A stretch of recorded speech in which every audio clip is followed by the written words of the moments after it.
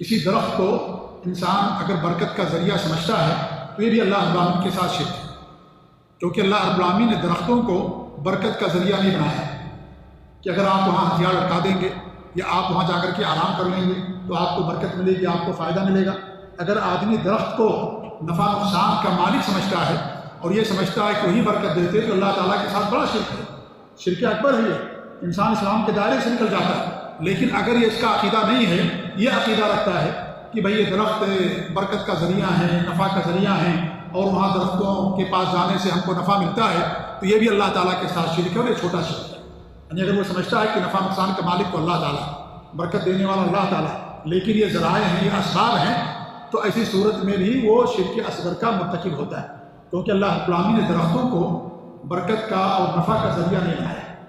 کہ وہ انسان کے لیے برکت اور نفع کا ذریعہ ہے۔ ہاں کچھ چیزوں میں اللہ نے برکت رکھی ہے، اگر انسان اس چیز کو اس طریقے پر استعمال کرتا ہے جو طریقہ کتاب اللہ اور سنت رسول کے اندر جائز ہے، تو ایسی صورت میں انسان کو فائدہ ملتا ہے، انسان کو برکت ملتی ہے۔ اللہ نے زیتون میں برکت رکھا ہے، انجیر میں برکت رکھا ہے، اجوا کھجور میں اللہ نے برکت رکھا ہے، ایسے ہی آپ دیکھیں زمزم کے پانی کے اندر برکت ہے، ان چیزوں میں اللہ نے برکت رکھا ہے، حجر اسود کو چومنے میں اللہ نے برکت رکھا ہے، لیکن نفع نقصان کا مالک اللہ رب العالمین ہے۔ تو کچھ چیزوں میں دودھ میں اللہ رب العالمین نے برکت رکھا ہے،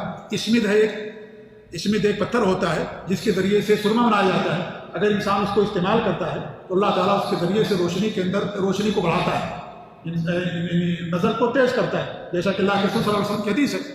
ایسے ہی آپ دیکھیے مشروم ہے، مشروم یہ ہمارے لیے من و سلوہ ہے، اس کے پانی میں اللہ رب العالمین نے برکت رکھی ہے، جیسا کہ حدیث کے اندر آتا ہے۔ تو ان چیزوں کو استعمال کرنے میں اللہ رب العالمین نے برکت رکھی ہے، آپ اس کو استعمال کریں گے تب آپ کو اس کے اندر فائدہ ملے گا، آپ کو اس کے اندر برکت ہوگی، اس طریقے پر جو طریقہ شریعت کے اندر متعین کر دیا گیا ہے۔ اگر اس طریقے سے ہٹ کر کے دوسرا طریقہ اپنائیں گے تو پھر آپ کو اس کے اندر برکت نہیں ملے گی۔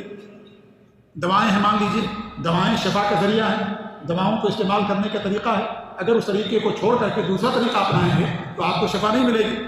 آپ دوا یعنی ٹیبلٹ کھاتے ہیں، آپ اس کو کھانے کے بجائے گلے میں لٹکا لیں گے، آپ کو فائدہ نہیں ہوگا۔ آپ انجیکشن لگاتے ہیں، اگر آپ اس کو لگانے کے بجائے اس کو پی جائیں گے تو آپ کو فائدہ نہیں ہوگا۔ مرہم آپ زخم پر لگاتے ہیں،